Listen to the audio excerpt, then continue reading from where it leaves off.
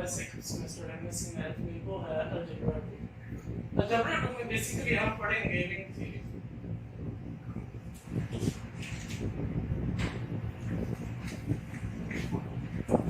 Ring theory पढ़ेंगे, उसकी types पढ़ेंगे, प्रॉपर्टीज,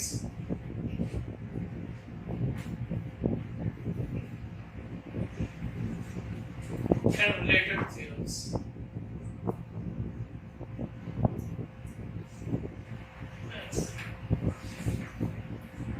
सबसे पहले अगर हम रिंग थ्योरी पे जाने से पहले हमें जो चीजें सीखनी है, जिस टर्मिनोलॉजी की हमें समझ होनी चाहिए, वो बहुत जरूरी है। बेसिक ग्रुप थ्योरी में हमने कुछ टर्म्स पढ़ी थी, उसको हम रिकॉल कर लेते हैं। उनका सीखना बहुत जरूरी है अगर आप रिंग थ्योरी सीखना चाहते हैं। मसलन क्लियर प्रॉपर्टी है,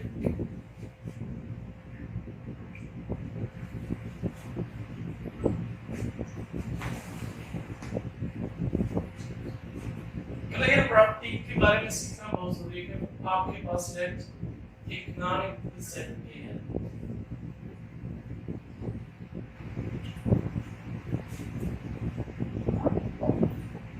लेट्स सपोज दो मेंबर्स हैं सेट ए के। अगर आप इन दो मेंबर्स पे कोई ऑपरेशन लगाएं, जिसे हम आमतौर पे बाइनरी ऑपरेशन कहते हैं, अगर वो ऑपरेशन भी सेट ए में से बिलोंग करे, तो हम कहते हैं कि ये जो हमारा क्लास सेट ए है, एक क्लियर प्रॉपर्टी होल्ड करता है।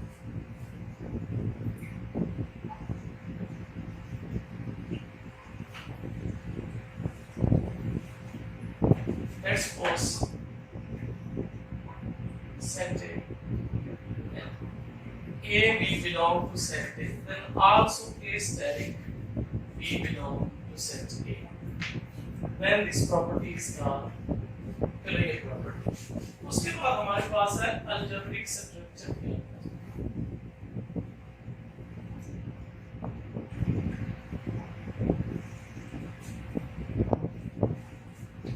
अगर कोई सेट क्लियर प्रॉपर्टी को होल्ड करता है, तो हम कहते हैं कि वो सेट अलजेब्रिक स्ट्रक्चर है। इस set A which is non-empty if having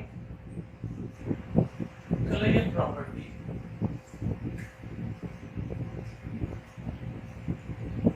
then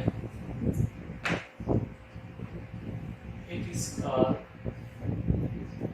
algebraic structure।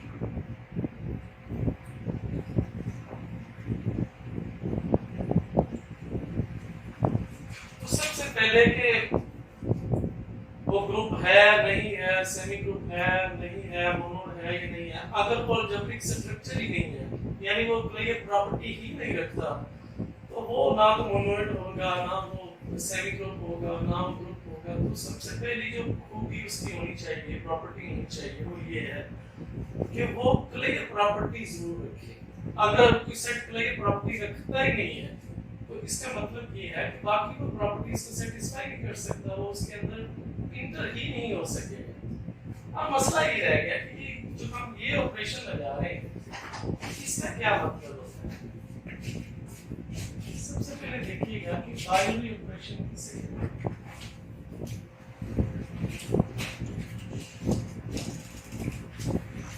अब बाइनरी ऑपरेशन आमतौर पर बाई का मतलब जो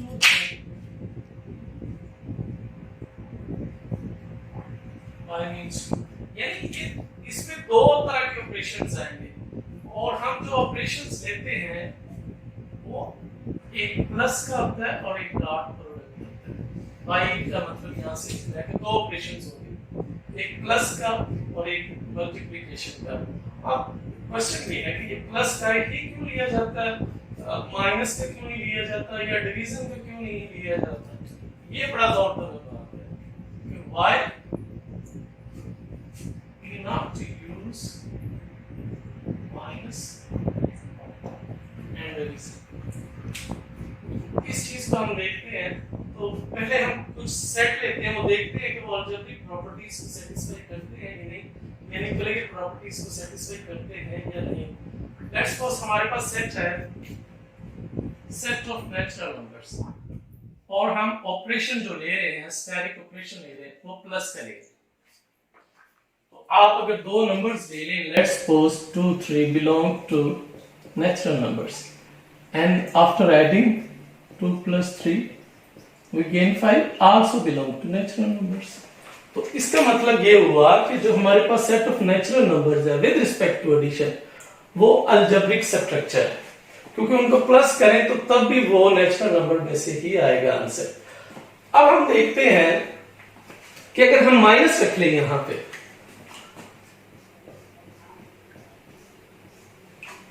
तो तब मेंबर्स तो चले आप वही रख लें 2 3 बिलोंग टू है, लेकिन जब आप इनको माइनस करेंगे तो ये -1 doesn't belong to natural numbers. तो यही वजह है कि हम आमतौर पे जब प्लस और मल्टीप्लिकेशन लेते हैं, माइनस और डिवीजन को छोड़ते हैं, उसकी वजह यही होती है कि हम ज्यादा से ज्यादा सेट को उसके अंदर लेके आना चाह रहे होते हैं कि उसकी डोमेन के अंदर आए, लेकिन जैसे ही हम माइनस ले रहे हैं, आप देखिए वो अलजेब्रिक प्रॉपर्टी ही सेटिस्फाई नहीं कर रहा, अलजेब्रिक स्ट्रक्चर ही नहीं है, क्लियर प्रॉपर्टी को ही सेटिस्फाई नहीं कर रहा, तो आगे से वो सेमी ग्रुप, मोनोइड, और वो ग्रुप कहां से होगा या अबिलियन ग्रुप कहां से हो जाएगा, तो ये तो उसके इंटर ही नहीं हो रहा। लेकिन जैसे ही अब हम इसकी मल्टीप्लिकेशन की बात करेंगे, natural numbers with respect to multiplication, तो if 2 3 belong to natural numbers, then 2 cross 3 6 also belongs to natural numbers। और जैसे ही आप डिवीजन की अब बात करें, अब ये देखते जाएं कि जो अगर माइनस किया तो वो अलजेब्रिक स्ट्रक्चर ही नहीं बना, वो हमारी जो डोमेन थी अलजेब्रिक स्ट्रक्चर की कि हम उसको अंदर लेके आए, चेक करें, वो तो वैसी बाहर चला गया। अब ये माइनस में और डिवीजन में चले जाए, अब 2 3 बिलोंग टू नेचुरल नंबर्स है, लेकिन 2/3 या 3/2 doesn't belong to natural numbers. तो इसका मतलब ये है कि ये माइनस में और डिवीजन में ये अलजेब्रिक स्ट्रक्चर को फॉलो नहीं करते, यानी क्लियर प्रॉपर्टी नहीं रखते। अगर वो क्लियर प्रॉपर्टी नहीं रखते तो पक्की बात है, ना वो सेमी ग्रुप है, ना वो मोनोइड है, ना ग्रुप है, वो अबिलियन ग्रुप, तो फिर सवाल ही नहीं पैदा होता, ये फिर कोई चीज नहीं आएगी। तो इसलिए ये आमतौर पे जो ऑपरेशन लगाए जाते हैं वो प्लस और डॉट में लगाए जाते हैं। और उसके बाद हम कुछ और सेट देख लेते हैं, सेट ऑफ इंटीजर्स देख लेते हैं, रेशनल नंबर्स देख लेते हैं कि वो अलजेब्रिक प्रॉपर्टीज को सेटिस्फाई करते हैं कि नहीं करते हैं। लेट्स सपोज हमारे पास set of integers with respect to plus. आप इसके कोई दो मेंबर्स ले लें, माइनस में ले लें, पॉजिटिव ले लें, जो मर्जी दो मेंबर्स ले लें। लेट्स सपोज 1 2 हमने ले लिए, दो मेंबर्स है जी के, आप उन दोनों को ऐड करें, again you get integers. And similarly अगर आप नेगेटिव ले लें,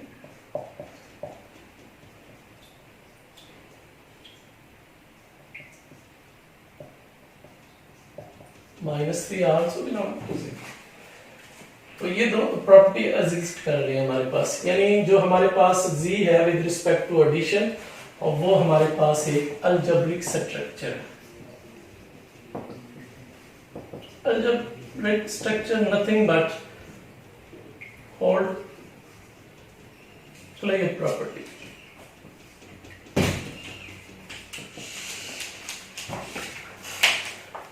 इसी तरह माइनस में भी करेंगे तो वो एग्जिस्ट करते हैं।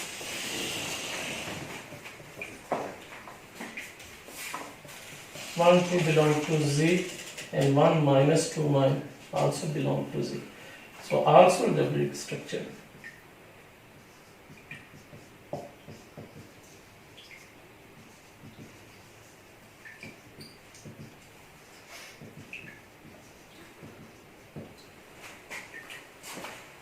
And with respect to multiplication, let's suppose 2 3 belong to Z, 2 cross 3 also belong to Z, so this implies that Z dot is an algebraic structure।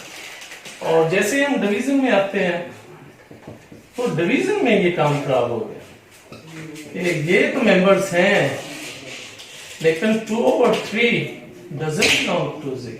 So this implies that Z with respect to binary operation division is not algebraic structure.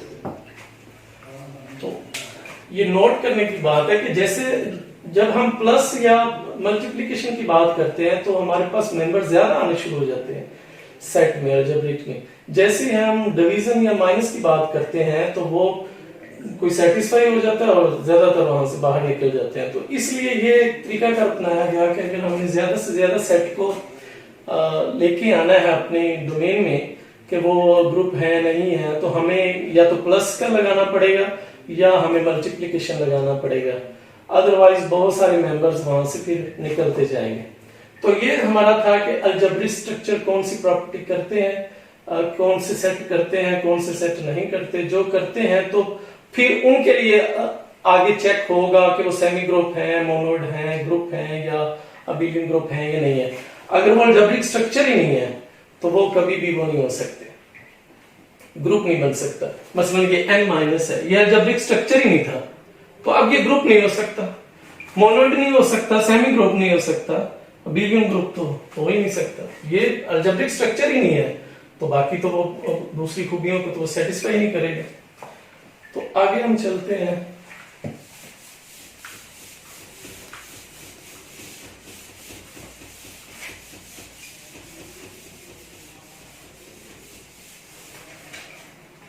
हमारे पास property है associative property.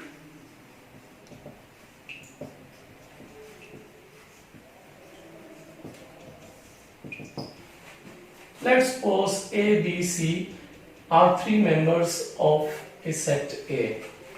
Then A steric B steric C is equal to A steric B steric C. अगर कोई set हमारे पास से है, अगर वो associative property उसमें होल्ड करे तो फिर हम कहते हैं दिस इंप्लाइज दैट जो सेट ए है इज कॉल्ड सेमी ग्रुप। वो सेमी ग्रुप रखता है। अब क्योंकि बात कर रहे हैं कि वो बाइनरी ऑपरेशन से मुराद हमारी ये यानी स्टेरिक से मुराद हमारी एडिशन एंड मल्टीप्लिकेशन है, तो फिर उस रिस्पेक्ट से यही प्रॉपर्टी ये बन जाएगी। और मल्टीप्लिकेशन के हिसाब से फिर ये बन जाएगा।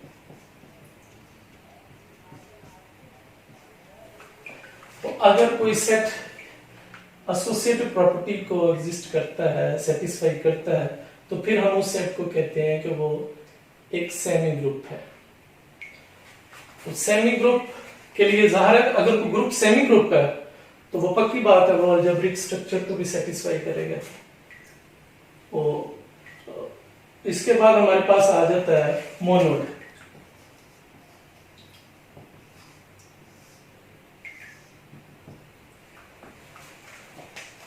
मोनोड में हमारे पास ये है, मोनोड ग्रुप में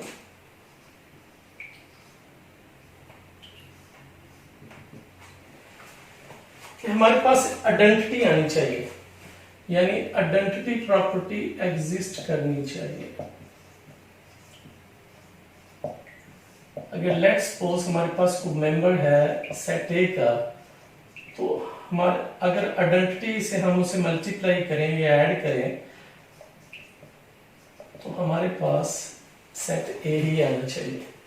और अगर कोई ग्रुप, अगर कोई सेट आइडेंटिटी प्रॉपर्टी रखता है तो फिर हम ऐसे सेट ए को कहेंगे कि वो मोनोड ग्रुप है। सबसे पहले आ गया अलजेब्रिक स्ट्रक्चर, क्लोइड प्रॉपर्टी रखे, फिर आ गया हमारे पास कि वो एसोसिएटिव प्रॉपर्टी अगर रखता है तो फिर हम उसको कहते हैं कि वो सेमी ग्रुप है। तीसरा हमारे पास आ गया कि अगर वो आइडेंटिटी है, आइडेंटिटी रखता है वो सेट, तो फिर हम उसको कहते हैं मोनोड ग्रुप है। आखिरी हमारे पास ये है कि ग्रुप बनने के लिए एक प्रॉपर्टी रह गई कि इनवर्स प्रॉपर्टी उसकी एग्जिस्ट करे।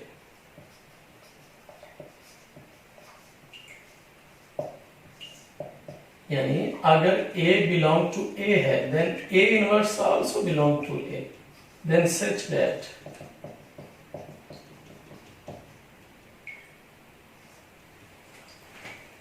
अगर कोई ग्रुप अगर कोई सेट हमारे पास इनवर्स प्रॉपर्टी को होल्ड कर रहा है, तो फिर हम इस सेट A को कहेंगे कि ये ग्रुप है।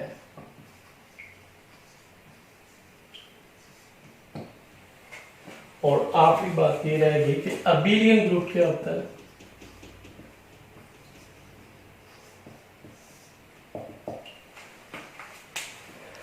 अगर सेट ग्रुप है तो वो जरूरी नहीं कि अबेलियन ग्रुप भी होगा। अबेलियन ग्रुप में कोमोटेटिव प्रॉपर्टी अगर हमारी एग्जिस्ट कर जाए तो फिर हम उस सेट को कहते हैं कि वो अबेलियन ग्रुप है। यानी हमारे पास अगर ए बी मेंबर्स है सेट ए के, तो then A asterisk B is equal to B asterisk A। दूसरे आम सिंपल अल्फाज में अगर A plus B B plus A के इक्वल आ जाए और A इंटू B अगर B इंटू A के इक्वल आ जाए, तो फिर हम कहते हैं कि हमारे पास जो ग्रुप है वो एक अबेलियन ग्रुप है। तो अगर अब कोई ग्रुप अबेलियन ग्रुप है तो वो लाजमी तौर पे ग्रुप होगा, वो लाजमी तौर पे मोनोड होगा, वो लाजमी तौर पे सेमी ग्रुप होगा, वो लाजमी तौर पे अलजेब्रिक स्ट्रक्चर होगा। अगर कोई ग्रुप है तो वो लाजमी तौर पे मोनोड होगा, वो लाजमी तौर पे सेमी ग्रुप होगा, वो अलजेब्रिक प्रॉपर्टी। इन चीजों को एक सिंपल से डायग्राम में शो करते हैं ताकि ये बात आसानी से याद है। आखिरी बात, ताकि ये जो खुलासा है, इतना जो काम हमने बोला, 2 लाइंस में इसका मफहूम वाज़ेह हो जाए।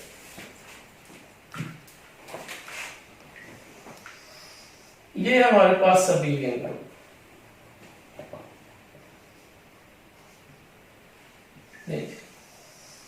ये हमारे पास है ग्रुप, ये है हमारे पास मोनोड, ये है सेमी ग्रुप और ये है अलजेब्रिक स्ट्रक्चर।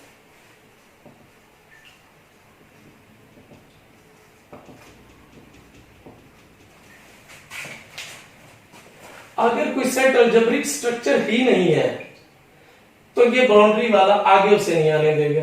ना वो सेमी ग्रुप हो सकता है, ना वो मोनोड हो सकता है, ना वो ग्रुप हो सकता है, ना वो अबेलियन ग्रुप हो सकता है। तो वो तो बात वहीं पे खत्म होगी। अगर कोई आपका सेट जो है वो अलजेब्रिक स्ट्रक्चर ही नहीं रखता, यानी क्लियर प्रॉपर्टी ही नहीं रखता, तो वो फिर ना तो सेमी ग्रुप हो सकता है, ना मोनोड, ना ग्रुप, ना अबेलियन। लेकिन फर्ज करें वो अलजेब्रिक स्ट्रक्चर रखता है, अलजेब्रिक स्ट्रक्चर प्रॉपर्टी रखता है, तो ठीक है। अगर वो उसके बाद एसोसिएट प्रॉपर्टी रखता है तो वो सेमी ग्रुप हो गया। सेमी ग्रुप का यह हरगिज मतलब नहीं है कि वो मोनोड भी है। वो अगर वो दूसरी प्रॉपर्टी रखता है आइडेंटिटी वाली, तो तब वो मोनोड हो जाएगा।